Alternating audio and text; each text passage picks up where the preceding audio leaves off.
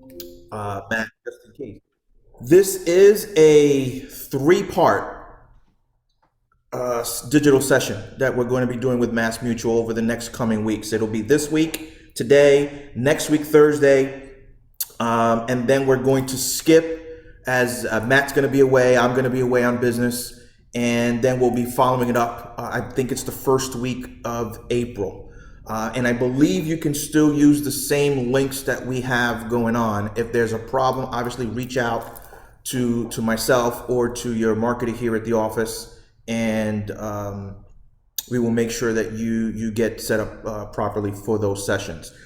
Without further, if you have any questions, if you could hold them off to the end of the session, that'd be great. If not, you can just shot them down in the chat box, and we'll try our best to get this going. Matt, you want to quickly just yell out something so I can know which one to make as the admin? Yeah. You Perfect. know which one. You know which one. We may have some similarities. Yeah, we have, well, the names are the same on the side. So, They yeah, are. I didn't want to Yeah. make it That's the impossible problem. for the guy. Right. That's how you're doing it. There's two Matt Ellers. Exactly. All right. Yeah, So with that being said, I want to introduce Matt Eller from Mass Mutual. Matt, take it away. awesome. Thank you, Lou. And just give me 1 second as I try to sort out technology and conquer it. And Matt Eller 2.0, give me the thumbs up that we're Yes, good. sir. It's looking All right. good.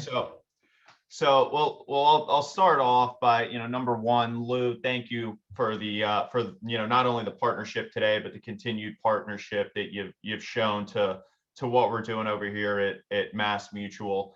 And to everyone else that's on the line, thank you for taking the opportunity today. Now, the goal of this series, and I think it's important that we kind of hit on this to start. Now, the goal is to not sit here and tell all of you, hey, stop doing what you're doing.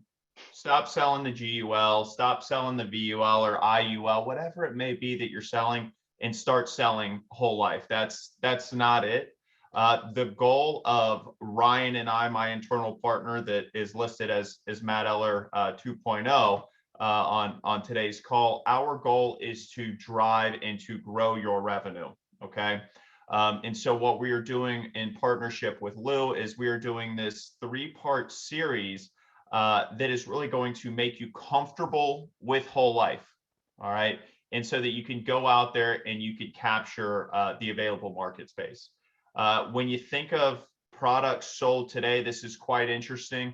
Whole life actually sits atop at number one by way of market share, by way of premium. So it's got a 34% market share.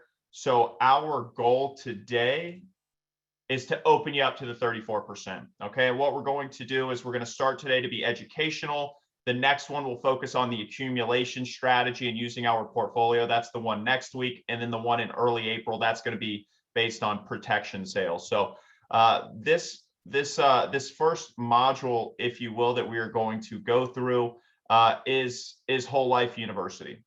Now, we started Mass Mutual Strategic Distributors on March 1st of last year. So we've been in it for 12 months now. And when we joined, we said, how do we want to come to the market, right? How do we want to bring Mass Mutual to brokerage? Because that is what Mass Mutual Strategic Distributors are. We are not affiliated with a general agency of Mass Mutual. This is true brokerage and this is third party, and we'll talk about that in a moment. So what we did is we launched Whole Life University. The first part will be the introduction. That's today. Next week, accumulation, and once again, protection in April. The items we're going to talk about is Mass Mutual's commitment to brokerage, commitment to your business. All right. We're going to talk about past, present, and future with products as well as carriers. And then finally, we'll get into kind of the meat and potatoes, if you will, of what we are going to talk about. And this is whole life myths and misconceptions. Now, I love going through these myths and misconceptions because I have spent my entire career working within the whole life space. Now, Ryan, unfortunately, has heard me make this comment a few times, but when I always give my background, I try not to sound like Marissa Tomei and My Cousin Vinny, where she's like, the father was a mechanic, cousin was a mechanic, his brother was a mechanic. But when you look at my background, I started my career off as an intern at Northwestern Mutual. I was an internal and external at MetLife during the MetLife whole life days prior to their transition out. And most recently, I was a point of sale specialist within an institution down in Florida, and that was Merrill Lynch. But 30% of my business was whole life, right? I was still incorporating other types of strategy, IUL, GUL, et cetera. But whole life did have a 30% market share. And once again, that's kind of our goal today, is to open everyone up. So we'll walk through some of those myths and misconceptions and just kind of make everyone aware of really what exactly is going on with whole life and where's the opportunity lie. So the commitment to brokerage. Now, this is what you'll see in front of you, this is a $250 million commitment from top down from Mass Mutual. That is dedicated to brokerage, that is dedicated to third party. This is known as Mass Mutual Strategic Distributors. So what this means is that all of you now have a direct contract to home office through Lou and Best Agency. So no longer are you affiliated with a Mass Mutual general agency down the road to process your business. Now you have direct access to home office, once again, through Lou and that team. Now, what that means is you'll get a handful of resources that understand your business, starting with a dedicated wholesaling team. I cover the entire Southeast for MMSD. And then my partner, Ryan Palikas, who is also on the line. Unfortunately, he logged in on my link, so he is once again also Matt Eller. The one thing I will say about Ryan is throughout my entire career, I've worked with some great resources, none better than Ryan. And he is fast. He knows the product. I know that Lou has reached out to him a number of times needing assistance, and he is always great. So you've got a dedicated team of wholesalers, you've got a dedicated wholesaling team, I should say, of myself as well as Ryan.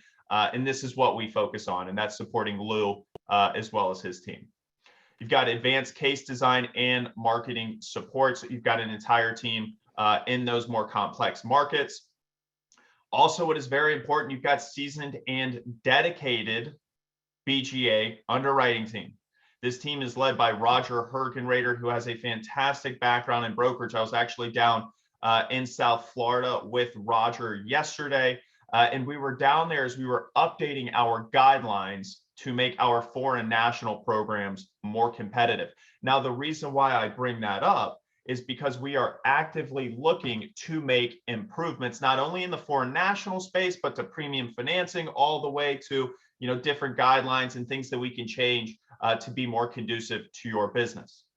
Under Roger, we've got 3 team leads. All of those 3 team leads came from other carriers that have brokerage experience. So once again, they understand your business and they understand the importance of their role within brokerage. So it's really look at it as a customary underwriting as well as a new business team that have significant knowledge, skill set, background, whatever it may be within brokerage. So don't think of it as oh, there's a whole life mutual carrier company that focuses on career agency, because I know that normally doesn't just scream favorable underwriting. So you've got a great team. And you can also, majority of the time, get them on the phone whenever you need them. We don't like to do quiet hours or anything. They're very accessible, and turnaround times right now are absolutely fantastic. So that's MMSD. That is the high level of kind of what we're doing and how Lou has been able to bring us on not only today's call but future calls as well. So past, present, and future of product evolution. Now, what this graph illustrates is really just a brief history of permanent insurance, right? Dating back all the way to 1956. And what you'll notice is that traditionally, whole life has always kind of been that staple product. Now, you notice in kind of the mid to late 70s, we started seeing the interest rates kind of peak. And that's where guaranteed UL came into play. As interest rates started to go down, we saw obviously equity start booming. And that's when we saw the introduction of VUL. Interest rates were coming down. VUL gained a lot of popularity to take advantage of kind of the equity performance. Now, all it took were two market crashes in the early 2000s, and now we've got another solution, right? Now we see that by way of IUL. So, the reason why I bring this up is that we are not reinventing the wheel. Instead, Whole Life is really a product that has stood the test of time. And here at MassMutual, our whole life portfolio is really the flagship of our offering. We offer a UL, guaranteed UL contract that will be competitive for some of those clients that are going to be 65 and older. We've got competitively priced term. We've got survivorship UL. But really, with our portfolio, where we see the most activity is with the whole life portfolio. So why is whole life important in the brokerage? Well, number one, as I mentioned at the beginning of the call, whole life has a 34% market share. It's number one, right? It's the most popular permanent product. No wonder I stumbled over that. But it's the most popular product within our industry. But historically, independent distributors, kind of sell the least of it, right? And so when you look at independent distributors, they're normally some of the more prolific distributors of life insurance, right? And so when you look at whole life being number one, but independents not selling it, that's where the opportunity is. And ultimately, that's what we're looking to gain some traction with. As far as carriers are concerned, right, it's been kind of an interesting couple of years, right? From carriers exiting the industry, demutualizing. I know we saw some news within the past 12 months of a carrier doing that. Spinoffs, private equities. I mentioned my time at MetLife. I was part of that transition, but I think that's what makes it even more compelling as far as what we're doing over here at MassMutual. So in the midst of a pandemic, in the midst of continued low interest rate environment, we've gone ahead and we've committed $250 million to a new distribution model. So just kind of think about that a little bit as we're going through today's content, as well as the next couple of weeks.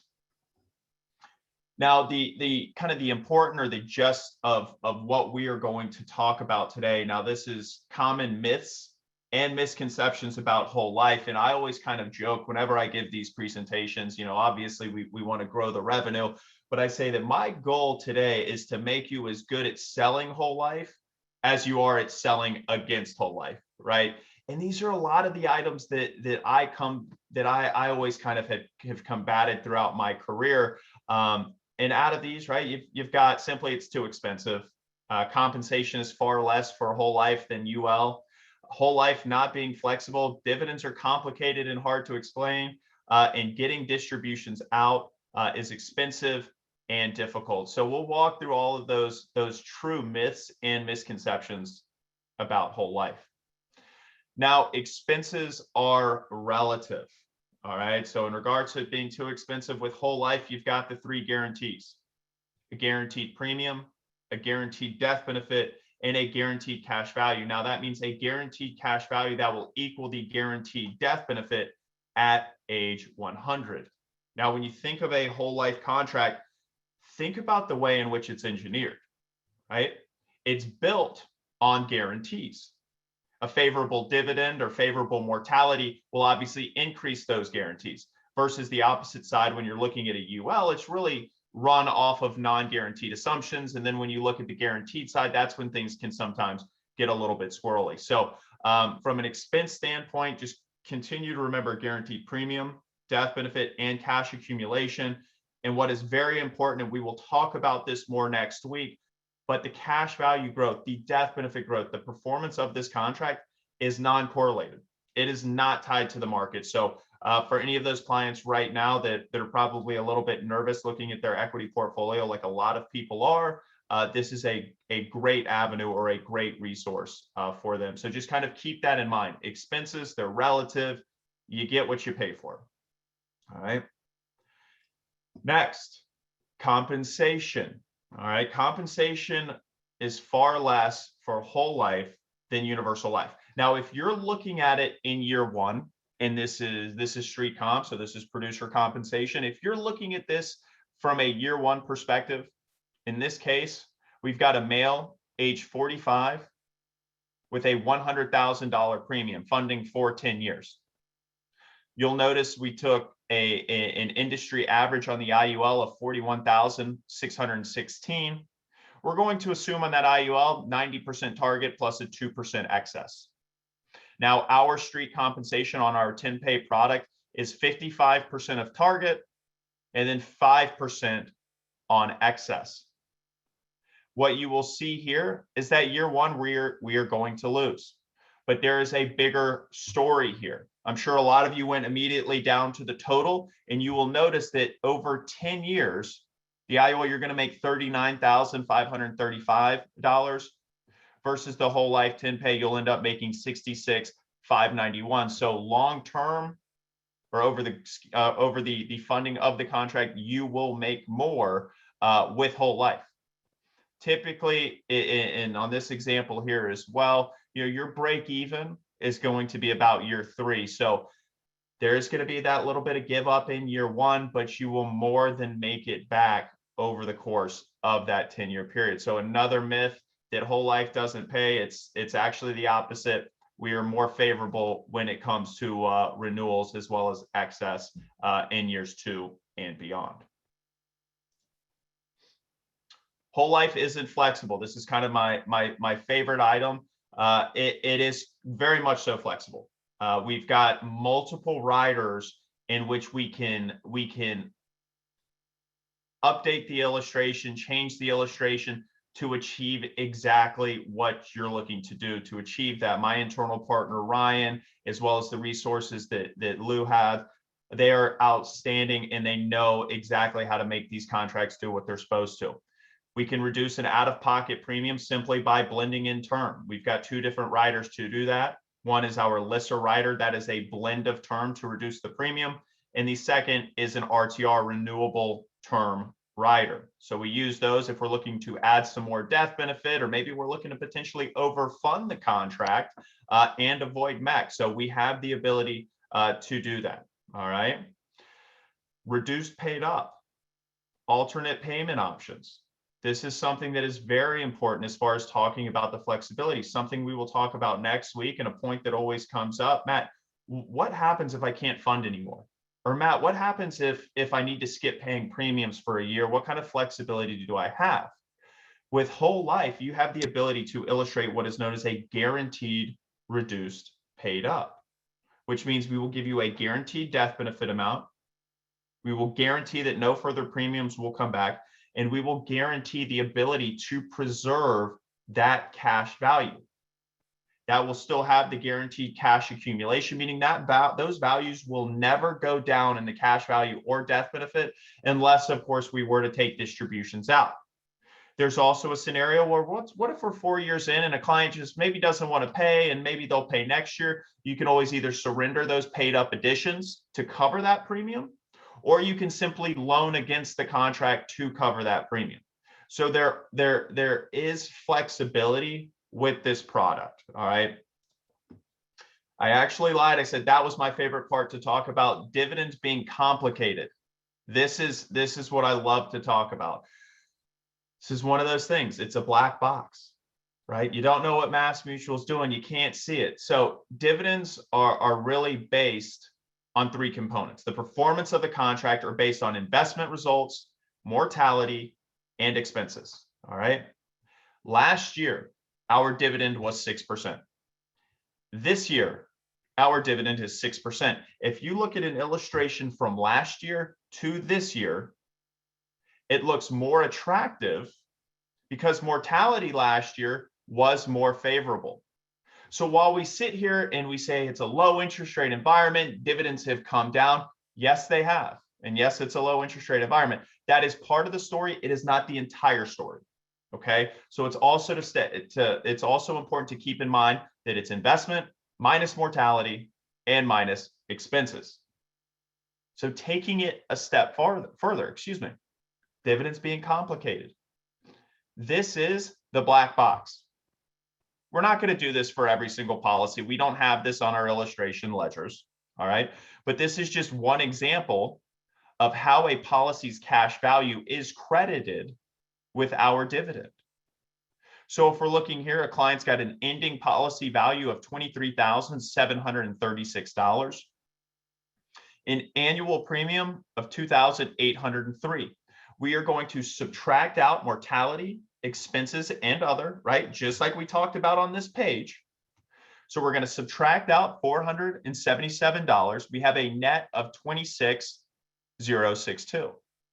We are now going to credit in that 6% dividend, which is $1,500, add that back to our net, and we've got a cash value of $27,626. So when you look at this and you say, nope, it's a black box, we can't tell what they're doing. Is it really a black box? Or is there simply one item that you cannot see on the ledger? And that is mortality, expense, and other. And if you're somebody that's a lot smarter than me, which isn't saying much, you can easily put this into a spreadsheet. I'm sure you could figure out what the percentage or what the cost might be, but this is the black box. And the only information that you don't know on an illustration, mortality, expenses, and other. All right.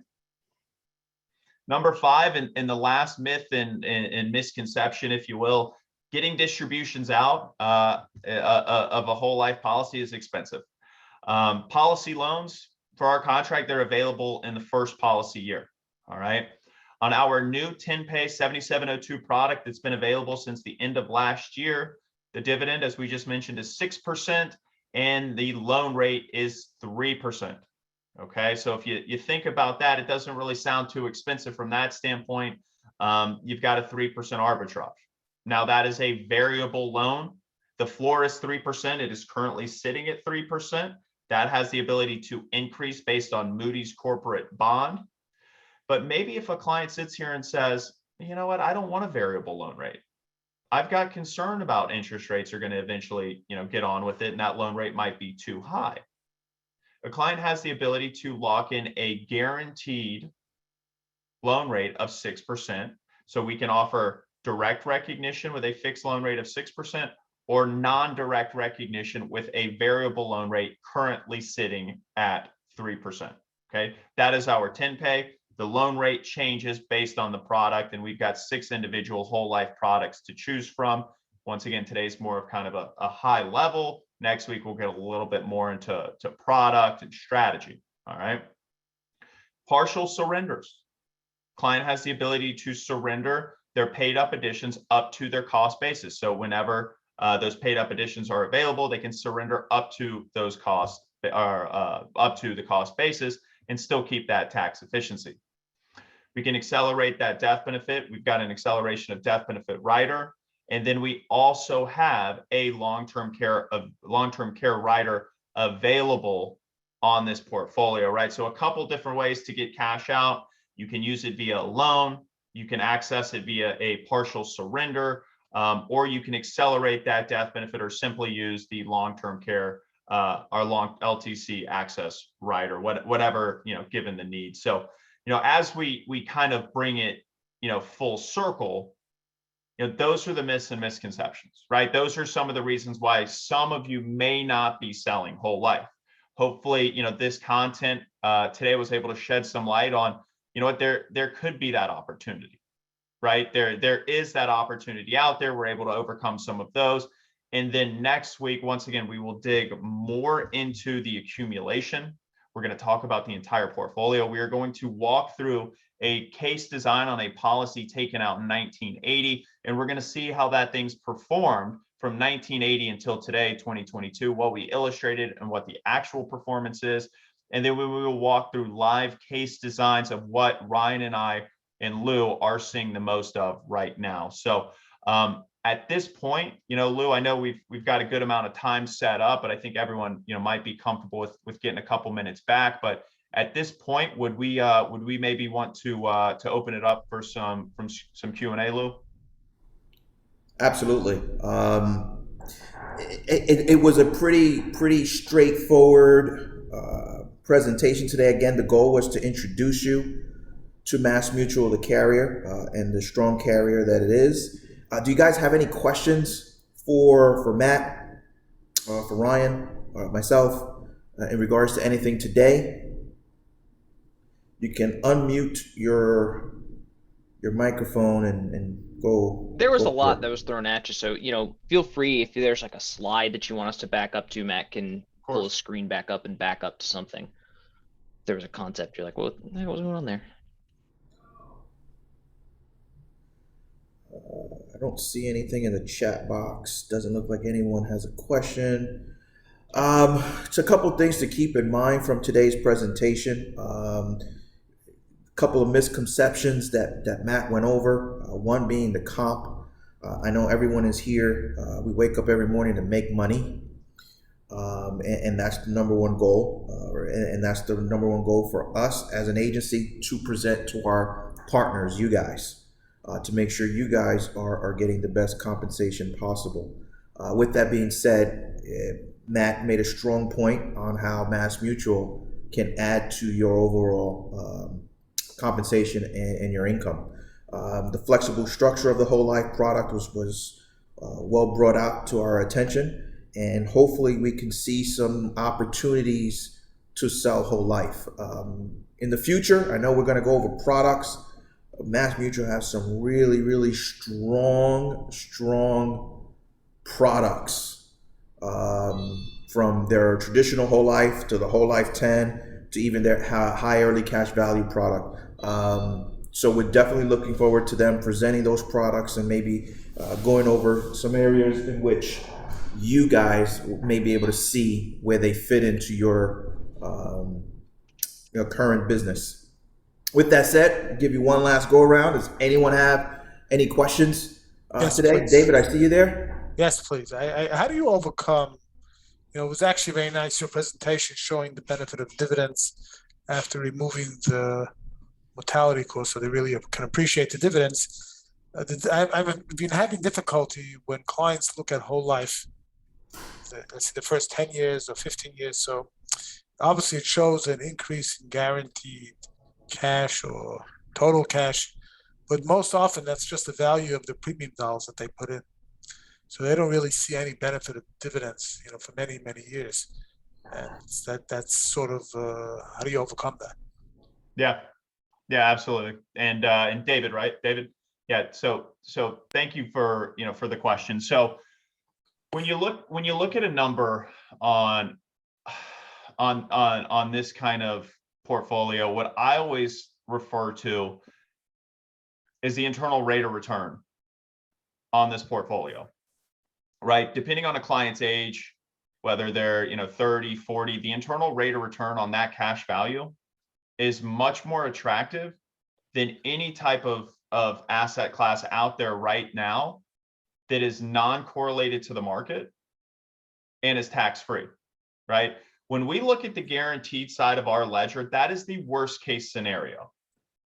That is assuming that MassMutual for 154 years has consecutively paid a dividend. That assumes that we are going to not only stop paying a dividend, but we are going to charge the max mortality and expenses within that contract. Okay. Now, I always show that from a client perspective to say, hey, here's your worst case scenario. All right. But when you go ahead and you look over on the non-guaranteed side, have you seen, David, the new 7702 portfolio? Not sure what I looked at recently. Yeah. Okay. The cash value is substantial on that non-guaranteed side based on the dividend, right? If a client is sitting there and they're more concerned about the liquidity, does that ever come up where, hey, I'm not really, I put these dollars in and I'm not really liquid, or no? Yeah, I mean, obviously that comes up. It's an obvious concern. So we've got a way to build out a product, not to build out a product, but to incorporate some of those riders that I mentioned, where on some of these designs, we can have these clients liquid, I don't know, Ryan, what is it, about 86% in year one on dollars that they've put in. Yeah. It's like an early cash value product or what? No, it's not that's on our early traditional cash 10 value. pay. It is our 10 pay product. And what we do, David, is we fund our paid up additions rider. So we're able to drive more cash and have that liquidity. And really where we see that are for some of those clients, let's say that are 55 to 62, 63, that are either rapidly approaching retirement either approached retirement, and they're probably sitting here, David, and they're probably saying, I don't know if I want to invest in any more into the markets at this point. What else is there? I'm not buying any bonds. I'm not buying CDs, but instead they're looking at our alternative because we're protecting every dollar they put in. Interest rates go up eventually at some point.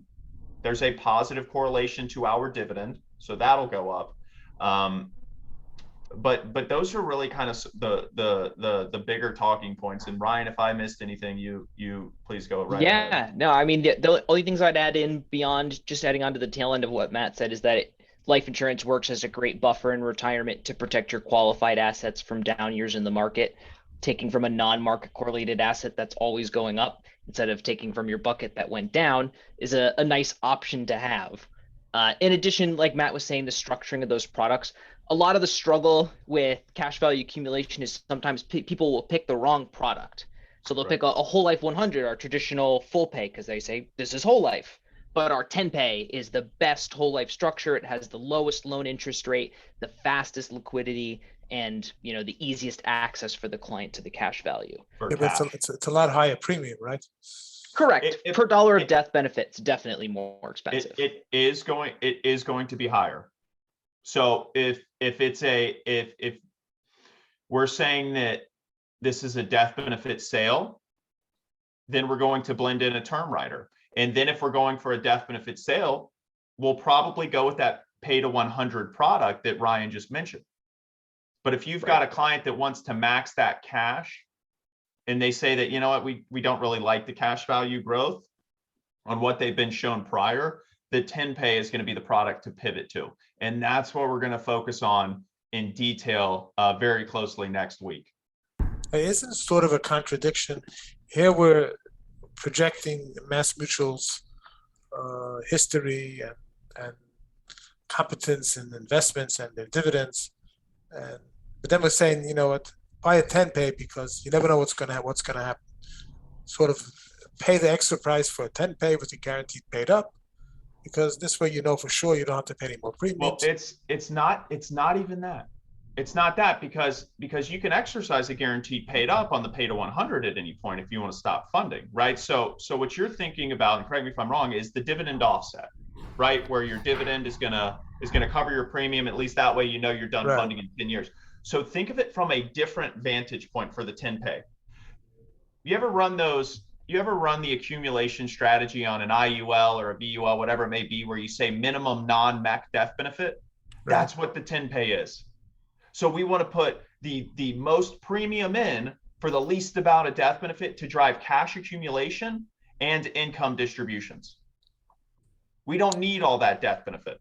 So we say if it's a death benefit play, you're not sure whether this is the right. If it's a death benefit play, what I will tell you, and you won't hear many wholesalers say this, it's not necessarily the right product for a pure death benefit play. Right. Okay. If you're certain that you want to, maybe you work on a case and say, Matt Ryan, can we get a little bit more death benefit here just to maybe get it up to $1 million? We can blend on some term. But if you want to look at this from a death benefit sale perspective, you would pivot either to our pay to age 65 product or our pay to age 100 and stretch those dollars out. Good. Okay. And keep in mind, with 7702 in play now, it's really lowering those death benefits so that you can actually put more cash, therefore accumulating the cash faster and much higher rate. Thank you. With the downside being that your minimum policy size is now a little bit larger, and especially the older you are, that can make a slight barrier to entry. But I mean, as long as you're over $8,000 and you're under 60, you're going to be fine. Thank you, David. Appreciate the input on this. Thank you. Anyone else? I see Deb with her hand up. Yep. Deb. Yeah, hi there. Thanks for the meeting today. I was a few minutes late getting in, couldn't find the link for some reason, but just was wondering if there was a way to continue the conversation after this meeting today. I do have a few questions and wanted to find out like the next steps. Of course. Absolutely.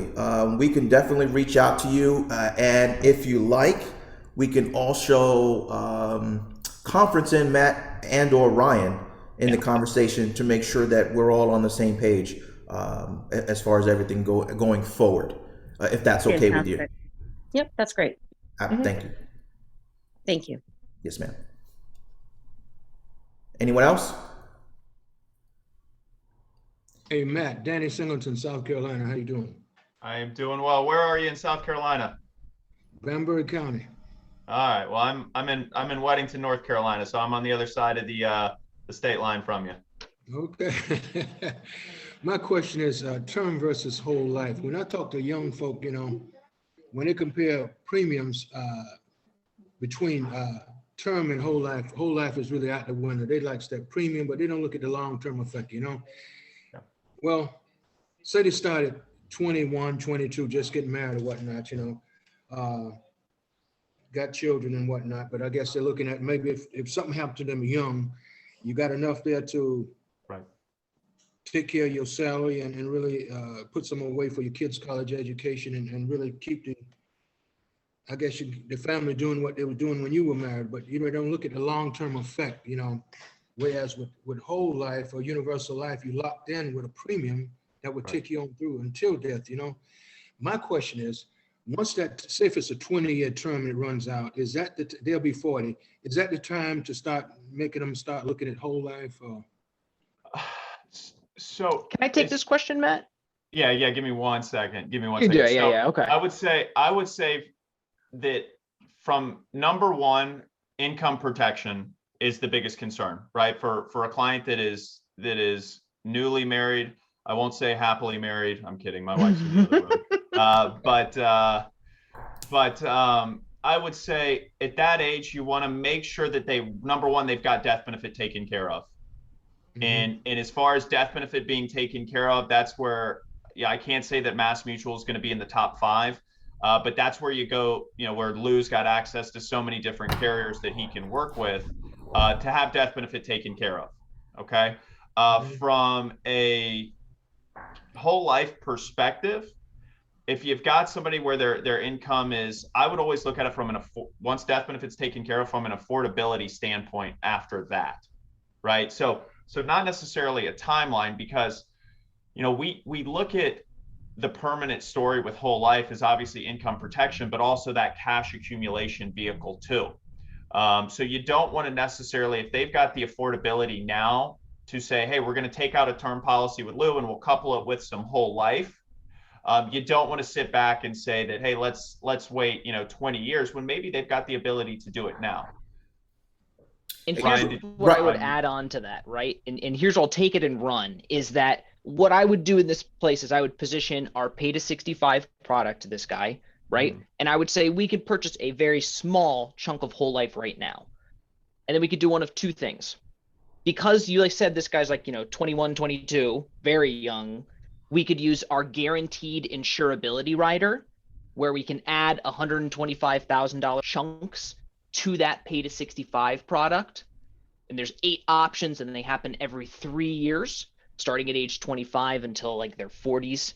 So the beautiful thing, it'll allow the product to scale with them over their life. Or you could purchase a separate term contract, which I think is probably going to be preferred considering they now have kids and we need to get death benefit out here. So you purchase a small whole life as kind of a forced savings vehicle, not going to be very expensive. We get the term to cover that death benefit need, and then we can just convert the term into the whole life as the client's income increases and their need for more savings increases. One other thing, Danny, I just want to add to it, and then Doug, we'll get to you next. I see you. All right. Education is key in these instances. I know when I was a Northwestern Mutual agent, it was whole life. And what we found is if you educate a client on what whole life can actually do for them, and if you present them term insurance, this is what you need right now. This is what you should be going for whole life. Guess what? You can't have this right now. This is not for you. The minute you take that away from them and you say, this is what you need to get now, the minute you take this away from them, they immediately begin to start thinking they want it because you just took it away from them. And you just planted that seed for later on for either conversion and or an additional sale later on when they can actually afford it. Because affordability at the younger ages is key. So as long as you educate, you plant that seed, and you have that client, and you water that seed, you will then later on reap the benefits of that as you educate them and they continue to increase their income. Doug. And I hope you don't mind, but I'm not in company support, management, or leadership. But before I ask my question, I agree that what Ryan said and what Louis said and Matt too, to a different extent, that it's not an either or situation, especially when you're talking to somebody in their 20s. My God, I got my insurance license when I was 18 because my grandfather was $1 million roundtable producer the year I was born. So I was in it at 18, 19, 20. And those were the big days where there were 12% interest on universal life policies. And I wish I had bought whole life policies at that time because my ULs have blown up and are gone. But that insurance will never be more affordable for that 20-year-old family than it is right now. And so to get them started on part of the plan, and the only part, it's not really a disagreement, Luis, but the only part I disagree about is I would present it just like you said, where here's what you really need, but this is what we've got to do now. I don't know if I'd pull it all the way off the table. I'd start really small, like Ryan said, because I've been in the business since I was 18. And although we'd like to believe that as agents, we're going to be there in 20 years to do all the conversions properly, most of the time that doesn't happen. So if you put a 20-year term on a 20-year-old family, odds are they're going to be one of the 3%, one of that adage that says only 3% of term policies ever pay off, because that policy is going to, if they pay for it for 20 years and an agent hasn't rightfully converted them over time, they haven't had a whole life policy to see what happens as they start to convert it or as they start to exercise those guarantee of insurabilities. So, Mr. Singleton, if I were you with that family, I would try and do both. Get them use a rule of thumb and say, get a small whole life policy to get you started, get you building something for your future, locking in prices now that won't go up in 20 years and will cover the need for your insurance while the kids are young with this term policy. Absolutely. Hey, you're 100% correct. I want to clarify this. When I said take it away, it was more to get them to, I want that. I want that. Psychologically take it away. Exactly. So again, I believe if you can get them a $50,000, $100,000 whole life, get them started, go for it. But it was more of the mental game of this is what I am suggesting you, this is what you need. This is what you should have. I'm going to take it away. More than likely, they're going to want that. And that's where your sale is. But I agree with you 100%. Thank you for bringing that to my attention. I'll make sure I clarify that. Back at you. Matt, during your presentation, I was thrilled. I know I was sitting hiding behind my picture and, listening in, but some people actually overuse the term with infinite banking and things like that. But I've got a number of clients where we have done those concepts. Mm-hmm. And when you were talking about the loan rate and the fact that Mass Mutual actually has a choice between direct and indirect. Yeah. Because I've got one high net worth client who right now has a policy that was set up in an infinite banking perspective through Transamerica back with their Monumental mutual plan. Mm. And it had an advanced premium deposit fund, which set outside of the insurance policy, and you could put up to 10% of the face amount and 100% of the premium into the advanced premium fund each year. Mm-hmm. He's got like $90,000 in that advanced premium deposit fund after a year and a half because it was a big policy. Yeah. So he's got all kinds of ability to borrow on it, but at the same time, you know, he's looking at the loan rates and most of the people in their home office, it's been troubling and surprising to me that I said to them, please don't eliminate that policy. Please do not eliminate that advanced premium deposit fund. Right. It's the whole reason I'm here. And they did. And I keep getting people from all over their company calling me saying, hey, try our, you know, our FFIUL. And I promise we've improved it. It'll do just what you said. And it's not anything close to, I mean, I see the big smiles on your faces. It's just, it's apples and oranges. It's not the same thing. Right. And We've read a from an lot of those asset- contracts. Yeah, and from an asset class standpoint, like I was referring to, I mean, that what it's non-correlated. It's got a great IRR, I'd imagine. In, you know, you switch it over and, you know, cost of insurance could go up. You got cap compressions, you know, all of that. You know, typically when I was at Merrill, I'd always remember kind of getting calls from carriers saying, hey, this policy's on the books. Can we switch this over? You know, there's a method behind the madness sometimes. Yeah. Well said, because they rarely, if ever, will swap it into a policy that's more advantageous to the client. Hey, you can't Right. trust those insurance companies, right? No, I'm just I'm not really saying it that way, but you know what I mean. It's got to be advantageous. right. And again, for those who, I know we're all here because of Mass Mutual, but having worked for so many stock companies in the past, I will say that mutual companies actually are more likely to make an improvement on the policyholder's behalf than a stock company. They just are. Yeah, what's kind of cool about that, I'll take it a step further. You know, I always kind of talked about, or I feel like everyone talks about, you know, a mutual company's great. They don't have any shareholders to report to. It's not going to influence, you know, the organization. And plus, if you're a policy owner, right, you're an owner in the company. What always brings that really home for me, and maybe in the next, you know, whether it's, you know, Mr. Singleton or you know, anyone on the line that has the next client conversation, you can bring this up and talk about the importance of being a mutual company. So think about the profits from a mutual company and where those profits flow through. Okay, there's three places in which profits can flow for a mutual company, and please, you know, write it down, remember, whatever it is. The profits flow either one, they're reinvested back into the general account, right? Back into the equities, back into the bonds that we invest in. Number two, they're invested in outside business earnings, other businesses that Mass Mutual invests in outside of, you know, bonds and equities.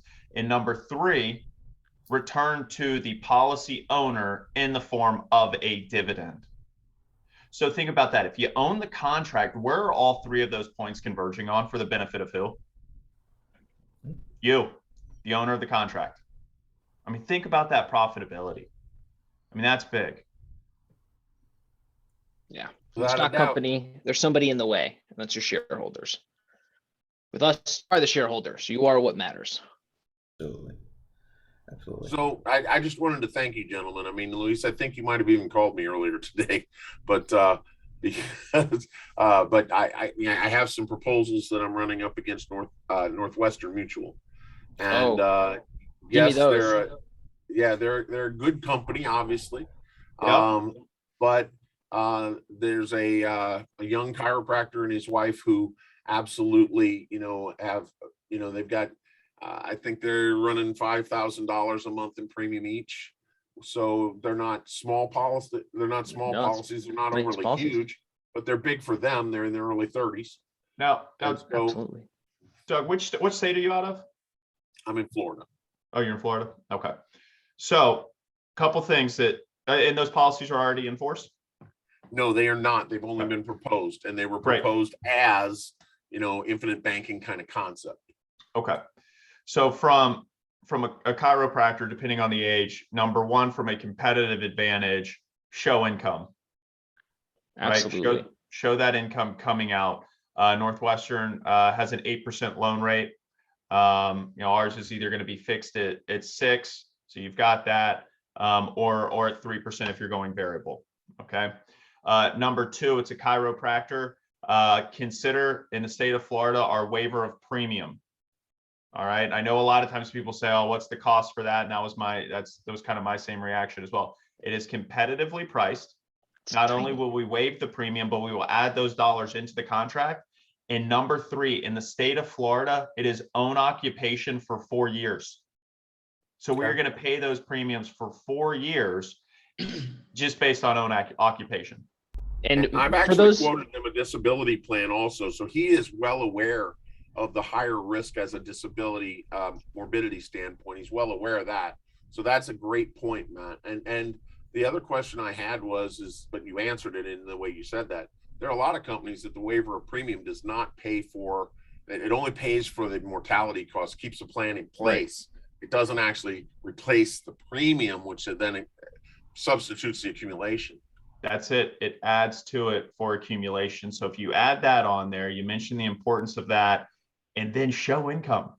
Northwestern, it's like pulling teeth to get the income out. Yeah, To show it. I've never seen an illustration. It's very rare that you see one that they actually show income coming out. Very Good rare. point. I think I didn't look at it with that eye, but I think they were just showing accumulation. They weren't showing actual distribution. There you go. Proof is in the pudding. And you got what? Ryan, were you a Northwestern guy? I was, yes. Yeah, Matt, I was I know Northwestern you- intern and you- agent. Matt, you were. Yep. I was. You Yep. got 3 ex-Northwestern Hey, guys. they got us all here. There's nothing wrong with that. No, and I love Northwestern. Don't get me wrong. I have a Strong ton company. of agents that I work with outside of their Northwestern business that partner with us. Love the company. I have a policy with them, but it is what it is. Right. Yeah, and the policies will do what they're made to do. And in this instance, there's some competitive advantages that Mass has for you on this particular case. So we definitely look forward to hopefully working with you, and maybe we can. I think you spoke with Axel. I think Axel's your assigned marketer here in the office, Doug. He probably called you earlier, but I will definitely reach out to you within the next Axel's the 24 man. hours, and maybe Ryan and Matt can get with us and help you out if you choose to do so. Will do. And like I said, the chiropractor trusts me enough. I actually am one of his patients. The person that proposed it is somebody he went to school with to chiropractic school, but who got out of the industry and is up in Minnesota and is selling insurance. Approached him with it. And so he just looked at me and he said, hey, are you familiar with the infinite banking? And I said, yeah, you already know my business partner. I set him up with one. I did this. And he knows that I'm involved in other businesses. He's a client of mine through the ad agency that we own. And so, he trusts me already. And he's like, wait a second, you do this too? And I said, yeah, I can propose it for you. And let me take a look at it and just see. And when I saw that it was Northwestern Mutual, I said, you know what, this is an outstanding company, but let me just run 3 quick Google searches. And I said, top 10 companies for infinite banking. And in all 3 of the lists, Northwestern Mutual either didn't show up or got only honorable mention. And so I said, let me at least run you a comparison with somebody higher on this list. Let's give you an opportunity to get something a little better. Perfect. Love that. Thanks, guys. We're running close, and I don't want to keep anyone else. If anyone has a question, you got 5 seconds to get it in, because we're getting really close to our hour, and I did not intend to hold you guys up. Mr. Casano, I know you joined us late. This meeting is being recorded, and it will be posted on our website on the resource page. So if you'd like to look at it at your leisure, it will be available to you within the next 24 hours on our website. Matt, Ryan, thanks, man. I really appreciate it. I'm looking forward to the next 2 more sessions with you guys and building this partnership going forward. So I really appreciate both of you guys taking the time, and we're very grateful to have you on the team. With that said, we'd like to end today's session, and if anyone else wants to see it, it will be available on our website. Thank you very, very much. Appreciate it. Thanks, guys.